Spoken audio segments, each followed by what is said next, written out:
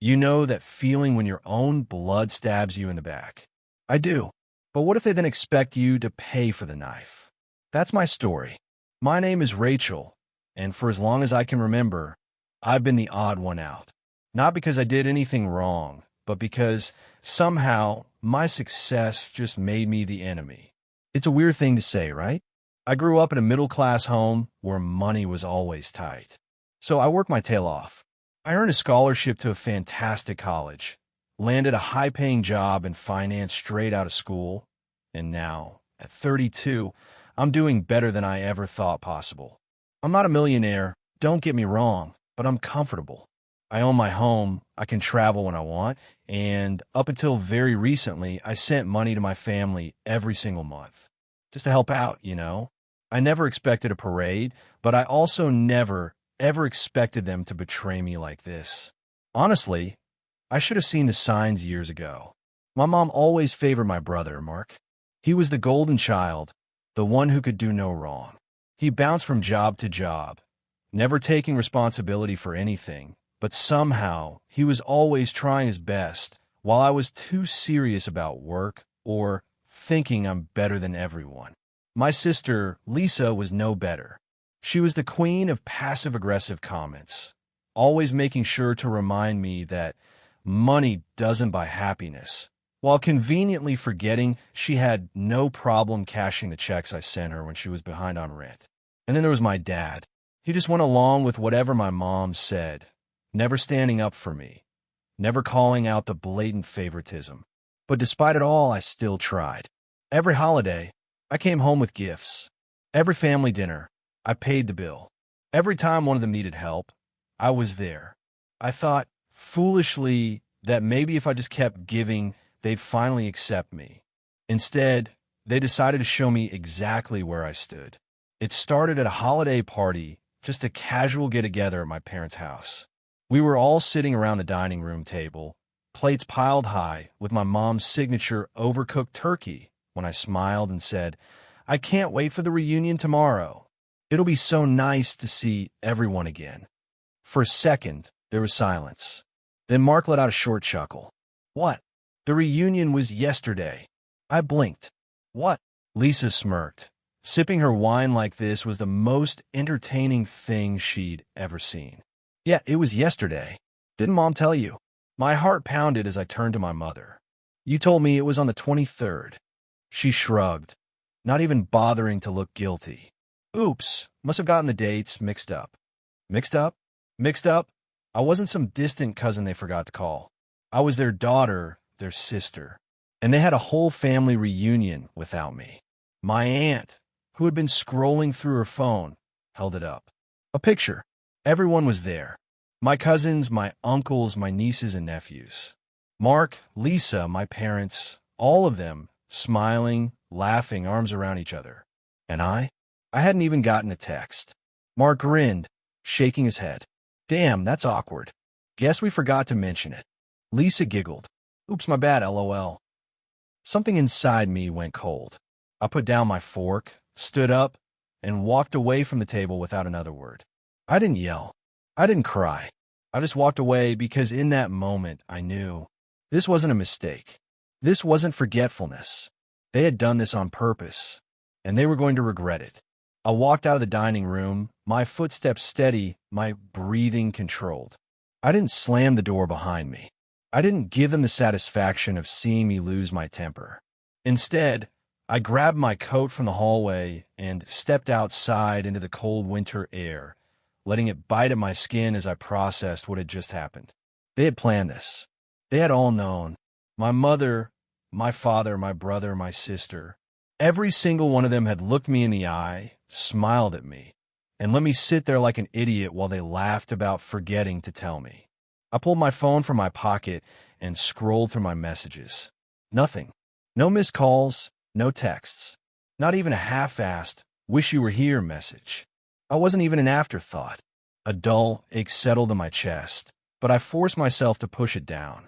I had spent years pretending their favoritism didn't bother me, that their little digs and cold shoulders didn't sting. But this was different. This was deliberate.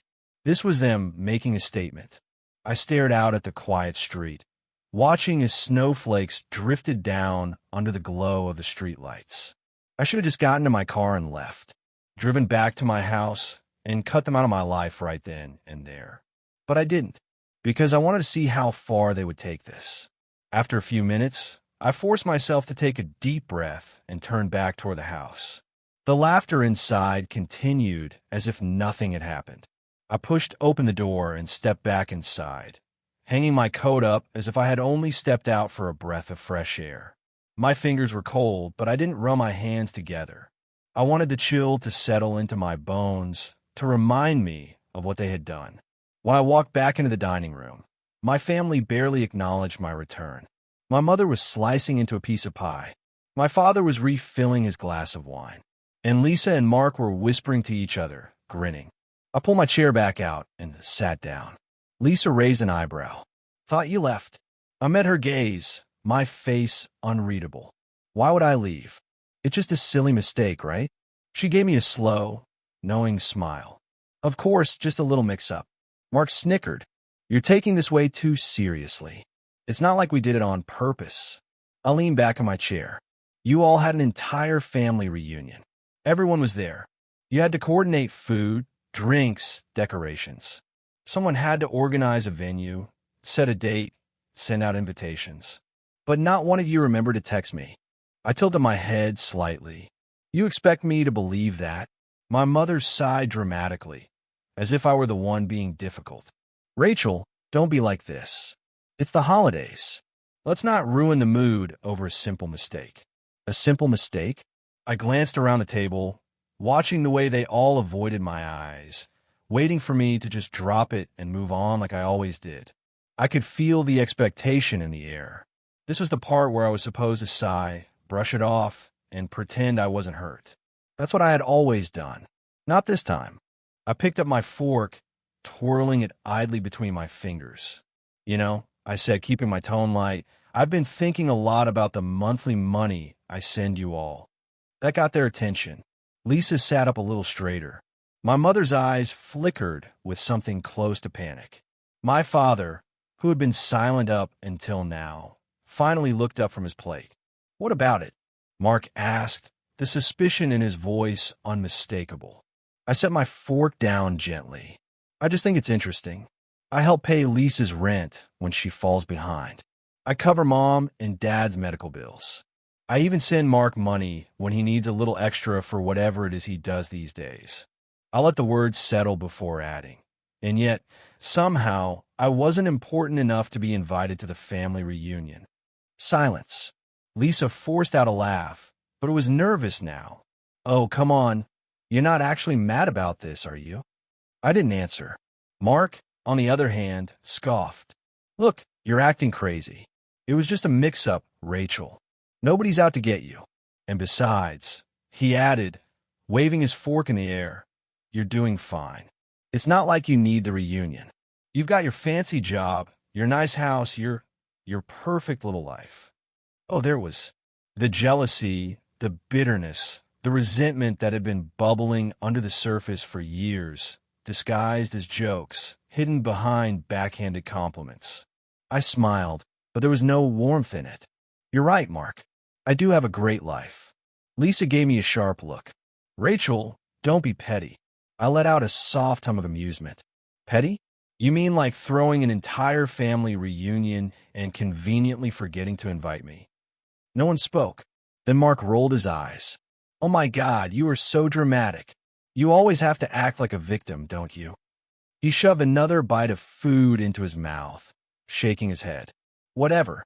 You'll get over it, just like you always do." I watched him chew, a smirk playing on his lips, like he had already won. Like they had all won. And that's when he said it. "Besides," he added, wiping his mouth with a napkin, "I already ordered those new Jordans with the money you send me every month. You wouldn't actually cut us off over something this stupid, right?" The room went deadly quiet. My mother's eyes widened, her fork hovering midair. Lisa stiffened. My father cleared his throat awkwardly, pretending to focus on his plate.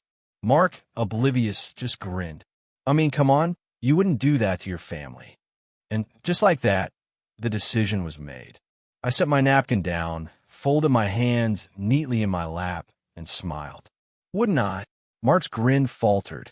He blinked at me, waiting for me to laugh it off, to wave my hand and tell him I was just joking. But I wasn't joking.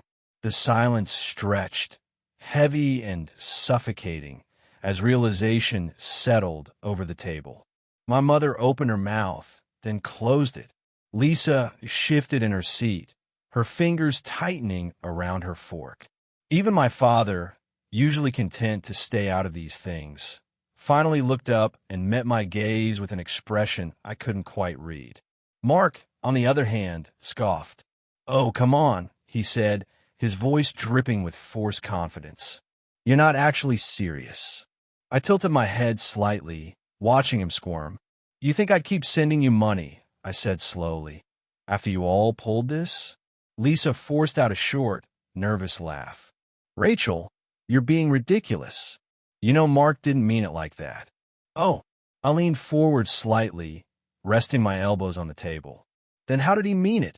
Mark let out an exasperated sigh and tossed his napkin onto the table. "Jesus, you're so sensitive. You're acting like I murdered your dog or something. We just forgot, okay? You're making a huge deal out of nothing." I nodded thoughtfully. "Right, just a little mistake." My mother jumped in then, her voice saccharine sweet. "Rachel, honey, we love you. You know that. We're a family." She reached across the table, placing her hand over mine. "Let's not let a simple misunderstanding ruin that." I stared at her hand, then at her face, the carefully constructed mask of motherly concern. The same mask she had worn every time she had dismissed my feelings, every time she had brushed off their favoritism like I was the one imagining things.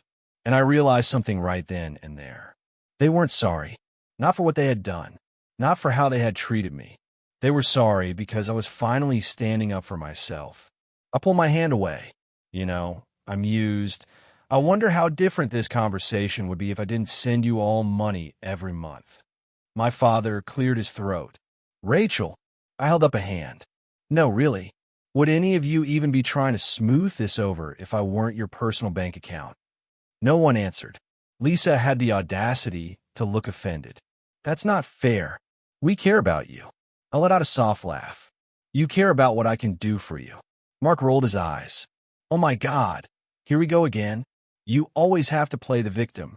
Maybe we didn't invite you because we didn't want to deal with this exact kind of drama." I arched an eyebrow. "Then you won't have to deal with it anymore." The tension in the air shifted. My mother's expression flickered with unease. My father looked down at his plate, pretending to be uninterested, but I saw his fingers tighten around his fork. Lisa's mouth pressed into a thin line. "And Mark?" Mark just laughed. "Oh, please. You're not going to cut us off. You're too nice for that." I smiled. "I guess you'll find out." Mark's face fell. I stood up, smoothing my dress, and grabbed my purse from the back of my chair. The whole table watched me like I was about to detonate a bomb. "Rachel," my mother said, her voice edging toward panic now. "Don't be rash. We're family. You don't just turn your back on family." I turned to look at her, my expression unreadable. "You all turned your backs on me a long time ago." With that, I walked toward the door. "Wait," Lisa blurted out, scrambling to her feet. "You're not actually serious, right? You're not really cutting us off." I opened the front door. The cold air rushed in, cutting through the warm, suffocating air of the house. I looked over my shoulder, my voice calm, almost casual. "Enjoy the shoes, Mark." And then I stepped outside, closing the door behind me. I barely made it to my car before my phone started buzzing. "Mom." I let go to voicemail. Then Lisa. Ignored. Then surprise, surprise, Mark. I smirked to myself, shaking my head as I climbed into the driver's seat. That didn't take long. I wasn't even out of the driveway when the first text came in. "Okay, very funny. You made your point. Can you send the money now?" I rolled my eyes and put my phone on silent. The drive home was peaceful. For the first time in years, I felt a strange sense of freedom. I didn't have to play the role of the nice one anymore. The one who always forgave, always gave, always put up with their nonsense. I was done, but they were just getting started. By the time I got home, my phone had exploded with messages. Lisa had sent, "Rachel, don't be so dramatic. Family is family." Mom said, "You don't mean this. We raised you better than this." Dad, uncharacteristically brief, just sent, "Call your mother." And then there was Mark, who had sent far too many messages for someone who supposedly didn't care. At first, it was the usual Mark nonsense, mocking, condescending, assuming I'd cave like always. "You're really cutting us off over this? Unreal." Then another, "What are you going to do? Spend all your money on candles and fancy pillows? Come on." Then a final jab, "Fine, be petty. Whatever." Then the shift happened. "Hey, okay, listen, I kind of need that money, like, soon." I smirked. "Here we go. I ordered some stuff, expecting you to send it this month." Oh, now he was admitting it. "It's not just the shoes. I may have also gotten a new TV." I raised an eyebrow. "And a PS5. And a laptop. But I had it all planned out. Your transfer was supposed to come in today, Ratch. Come on." I took a slow sip of my tea, scrolling further. "You're seriously not answering? This isn't funny. They're going to charge my car tomorrow, Rachel. I don't have the money to cover it. Do you want me to go into debt?" I nearly choked on my tea. Oh, this was gold. Mark wasn't just inconvenienced. He was in real trouble. For years, he had lived with this smug confidence, knowing I'd always come through, always help. He had spent money he didn't have because he assumed I would keep paying. And now he was desperate. A notification popped up. Incoming call from Mark. I let it ring. Then another, and another. Then a message, short and to the point. "Pick up the phone." I sat back, watching my screen, a slow grin forming on my face. For the first time ever, I was the one in control. They thought I'd just roll over, that I'd let them gaslight me into believing it was my fault, that I was being unreasonable. But they forgot one very important thing. I was done being the family's ATM. And Mark? Mark was about to learn exactly what that meant. I put my phone down and stretched out on the couch, feeling more relaxed than I had in years. Let them squirm. Let them panic. I wasn't their safety net anymore, and they were about to feel what that really meant. Mark had always been reckless with money, but this was something else. He had gone ahead and racked up a bunch of charges on his credit card, fully expecting me to cover them like I always had. And now that I wasn't playing along, he was spiraling. I scrolled through his messages again, shaking my head. A new TV, a PS5, a laptop, and that was on top of the expensive shoes he'd already mentioned earlier. How much had he actually spent? Knowing Mark, he'd probably gone for the top-of-the-line versions of everything, assuming it didn't matter because I was footing the bill. But now, the reality was hitting him hard. I put my phone on silent and turned on the TV, ready to enjoy my evening. But before I could even pick something to watch, my phone lit up again. Another call from Mark. Then another and another. He was relentless. I ignored them all. But then, after a few minutes, my phone buzzed with a message from Mom. "Rachel, call your brother now." I scoffed. Oh, now she cared. Funny how that worked. Then another one. "This is serious. He's in trouble. You need to help him." I took my time finishing my drink before even considering a response. Then a message from Lisa. "Okay, look, I get that you're mad, but you've made your point. Can you just send the money now? He's freaking out." I grinned. They were starting to crack. Then Mark again.